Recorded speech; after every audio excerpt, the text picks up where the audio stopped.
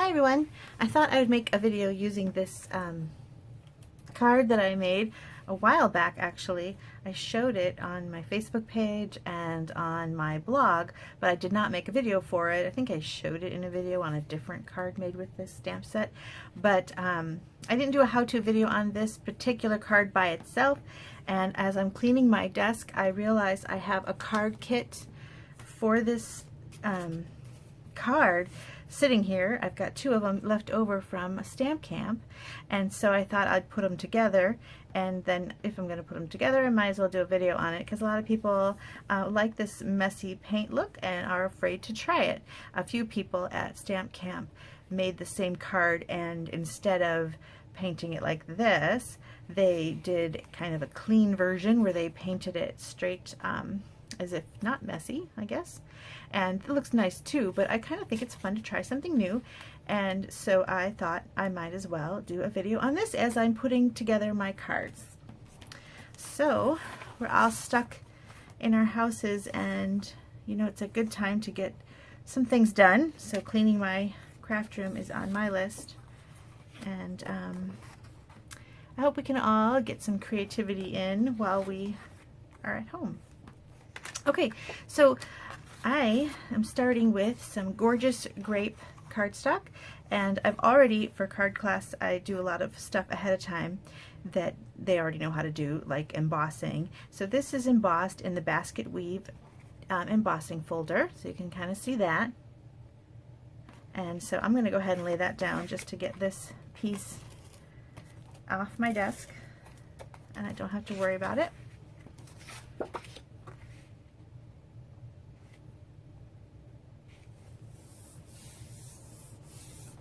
Okay, now the next piece we're going to stamp on is a piece of watercolor paper. Now I've cut it down, and I forget what measurement it is because I cut it several weeks ago. It's 2.5, I think, by 3.5. Nope, 2.5 by 3 3/4. 2.5 by 3 3/4, and that's watercolor paper. Now when you stamp on watercolor paper, it has a bumpy texture, so you don't always get a nice clean image, and so you can use your Stamparatus to do it once and twice. I'm actually going to emboss this, so I'm going to not worry about it. I'm going to use Versamark, which is a sticky ink pad.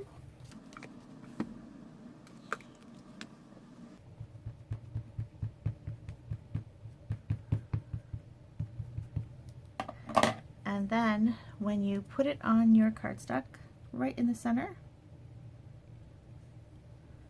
press down, and it's going to leave a sticky image of your stamp. And I'm using basic black embossing powder. If you haven't tried embossing, it's really fun.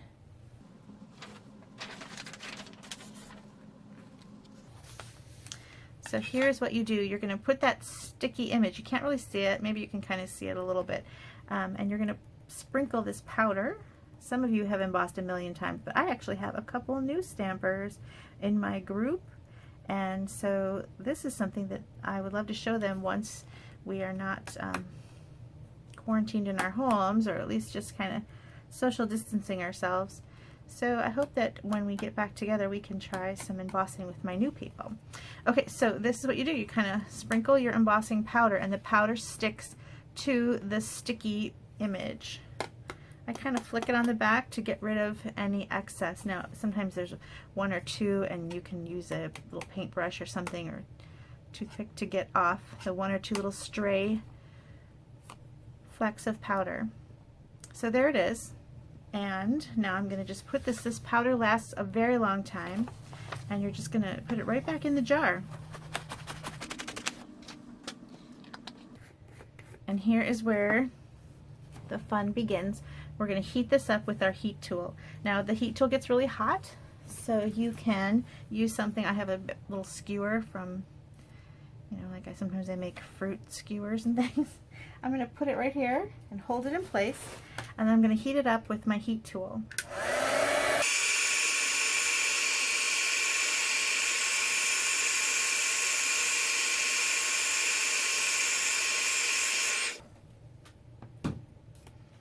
And what that did is melt the powder. So now the powder is melted and I have this beautiful glossy stamped image. And this is a great technique to use on anything, really, sentiments, and you don't have to even color them in. They just look really great, and you can do it with, you know, gold and black and all different colors. So I think it's really pretty, and in person you would see that it has a nice shine to it.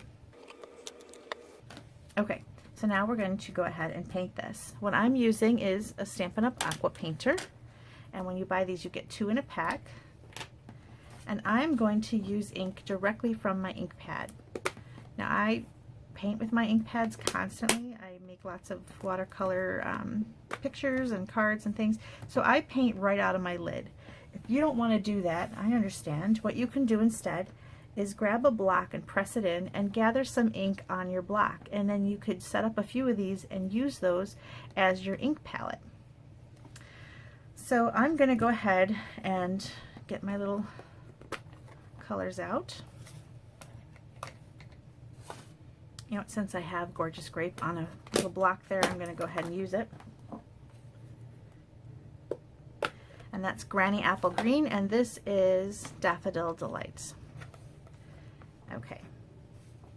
So I started with the Daffodil Delight, and what I did is I just gathered up some on my brush. Now there's water inside the brush, and when you first grab it, you want to squeeze it to get a little bit of that water flowing to your tip. And then this tip is now moist, as you can kind of see. And you don't have to moisten it a lot. You don't want it to be dripping wet. But you want to get it wet enough to grab the color. And the only thing that's getting yellow, that Daffodil Delight, is this little stamen here. Now I'm doing a little light wash around it. And then I want to get it like a punch of dark in the center. And I need more ink in here. So you can squeeze your ink you can squeeze the ink pad to get some ink in the lid. Our old ink pads were a little more flexible. These new ones, I don't like to squeeze them as much, so I usually just drop a little bit of ink right into the lid. Now, when you buy an ink pad, it's always a good idea to buy the refill at the same time. That way you know you've got a refill for your ink pad when it starts to get dry. And you can also use this for many techniques, such as watercoloring, or there's all kinds of ink refill techniques. So now I'm going to put some darker color right in the center. It's kind of going to stay in place because of that embossed edge is raised a little bit, so it's going to keep the ink a little bit where I want it. But I want it to move out a little bit from where I'm going, so I'm kind of helping it along. Okay. Now one of the tools a lot of us stampers have is a Stampin Scrub. This one is old. They don't look exactly like this anymore. All my new tools, my new Stampin Scrub, and there's a new heat tool too, I keep those at the place where I rent a space to do my classes, and they let me keep a bunch of stuff there. So I keep all my new stuff there, and now I'm kind of locked out of that. So this is not what it looks like anymore. They're slightly larger and they're a slightly different color, but it's a scrubby pad that you can use to clean your stamps, and I use it when in between colors. So what I did was I just squeezed the brush a little bit, which made some water flow to the tip, and then I went ahead and rubbed it against these scrubby tools, just gently back and forth. You don't want to scrub it hard because you don't want to ruin those bristles. Just go back and forth and get that yellow off. And now I can go straight to another color. Now I'm going to let that yellow dry. I'm going to focus on the Granny Apple Green. So here I'm just kind of loosely painting the stems, and I don't completely care that I'm going outside of the lines. I want to go outside the lines because I want this kind of loose, messy look here. I want some green up here. And I'm just kind of doing little dabs, following the shape a little bit, but going outside the lines for sure. Okay, now I'm going to let that go. And again, I'm going to just kind of switch colors. So I'm going to grab my Stampin' Scrub, give it a little squeeze, and go back and forth. And that gets rid of my green. The nice thing about this, I use this actual same thing when I paint with regular paint or watercolor paint. I don't usually use acrylics or oils or anything, but I use the same scrub when I do a regular painting too, because it's nice to clean your brush, and I don't feel like I'm using a ton of paper towels. And so it's kind of like, I don't know, earth friendly. So then I'm going to go ahead and pick up some of my gorgeous grape. And this is a stronger color. I want it to have darks and lights, so I'm going to kind of first do a wash. Let me rinse that a little bit.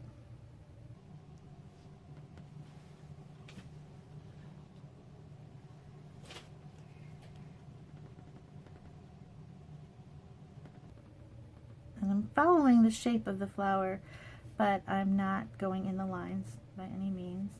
And I'm just kind of doing a little light wash here. Now, one thing I want to point out is some colors just don't blend together nicely. And it so happens that a purple and a yellow don't blend together nicely. They make a mud. So I did leave a little white area, and that kind of works because a crocus tends to have that little white area anyway. So it works out nicely. So there's, that's an intentional white space, and I'm going to let this go as it is right now. So I've got my flower, I've got the green, but you don't want to just leave it like this. You want to give it a minute, and you're going to come back to it because you want to add, now you can dry it with your heat tool again, or just to speed the drying process, or you can just let it go to the side while you fix something else on your card and come back to it. And the reason for that is if I were to add more color now, so if I add more color here, see I'm adding more color, but it's not really staying put, it's kind of flowing in. But if I did it when it was dry, you'd see the different deepness of color, the different color value. So I'm going to stick that aside and work on the rest of the card. This is a strip of basic black, and it is cut, it doesn't really matter here, about an inch, maybe an inch and a quarter, and it is 5 1/4 long, and I'm going to tear it. And if you've not torn paper before, or cardstock, here's a little trick or tip. Sometimes it matters, sometimes it doesn't, but if you tear towards you, you're going to see that I've got this very rough edge. Hopefully you can see that. It's black cardstock on black background, and but you've got a rough edge here where it's very fuzzy and rough, and I like that. The other side though, you'll see is kind of smooth. It doesn't have that rough edge. If you don't want the rough edge, tear away from you. If you do want, or turn it over, but sometimes you can't because it depends on the patterns or something. If you do want that rough edge, tear towards you and you'll get that rough edge. So here I've got my rough edge, and you can further rough it up with your fingernail, which is what I did. Now also, while I'm waiting, I'm going to stamp my inside. I'm going to make this an Easter card, so I'm going to stamp the row of crocuses.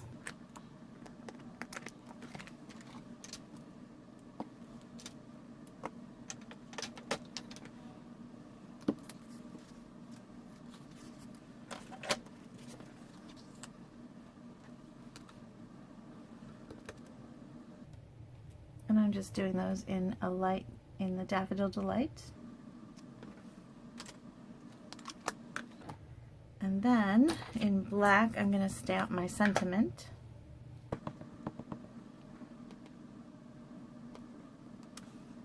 I want it to overlap a little bit, but I don't want to overlap too much because it does get confusing, and I don't want to make it confusing. I'm going to try and add this cross. We'll see if it's too much. It might be too much. Maybe I'll go with one or the other. On this one, I did just the cross, and on some others I did just the crocus, and so this one I did both, and I'm not sure. We'll decide. And I smeared it a little bit. Put this on the inside.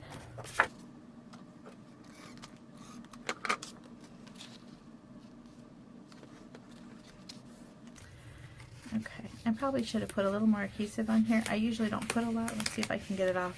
Because of the texture of this embossing folder, it's got so many bumps that the adhesive is not really touching all of the cardstock. I was able to lift it right off. So I'm going to put more than I usually do.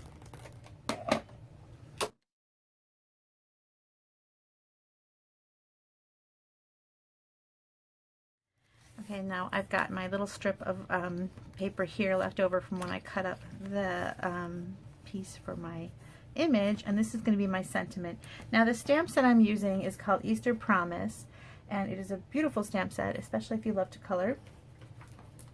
However, the Easter on this one is big, and I needed something smaller. So I am grabbing Welcome Easter. This is an adorable stamp set, and I used this bunny on a video last week, and I've got a Welcome Baby coming with the chick, and there's so many cute things you can do with this. So look at this set as well if you're looking for Easter, and even if you are not looking for Easter, it's a beautiful set. I really like it, and I'm going to use this Happy Easter right there.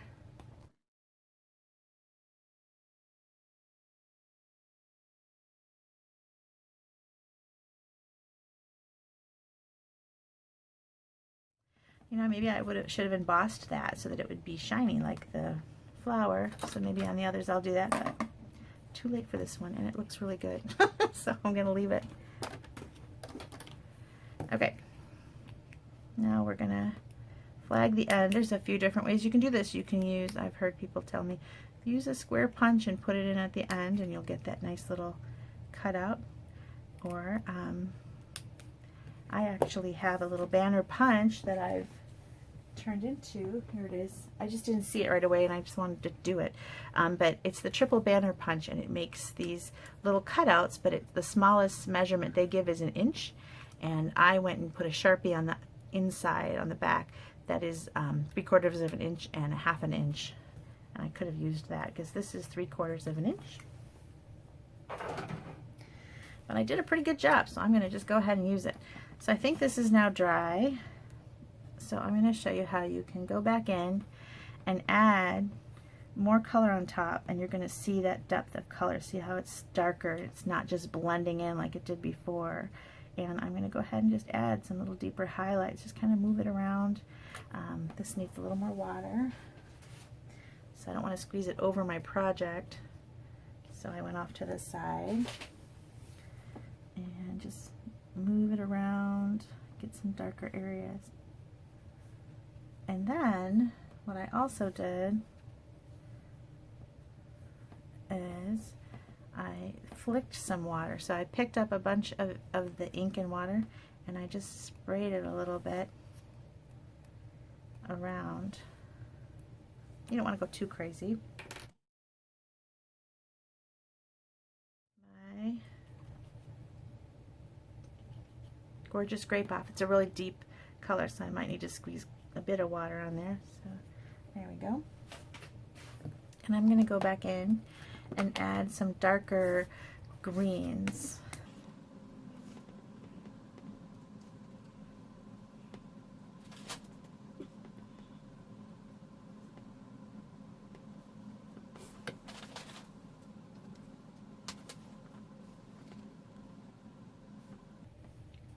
And if you want to flick a little bit of green, you can.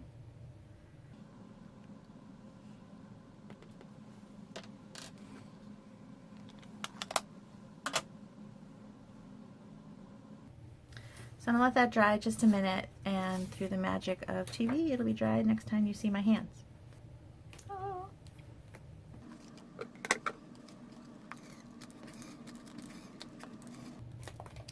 Now, I normally don't use quite so much adhesive on this one either, but watercolor paper sometimes tends to curl as you put more water on it, and also when you emboss, sometimes that heat makes the cardstock curl a little bit. Okay, I'm going to put this down, and it's kind of off center, and then this goes on top. So you kind of have to judge a little bit where it's going to go. And I'm just looking at the line of my basket weave to kind of know how far in I put it.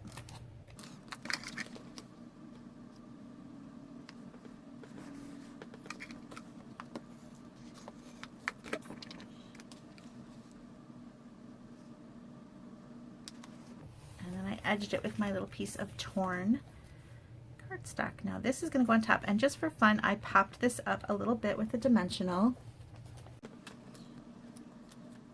Now if you're a new stamper and this was helpful, let me know. Sometimes I might be giving too much information, but I think some of us are not as seasoned, you know, we haven't done it all. And some of you have done all of this before. So you're like, Beth, be quiet.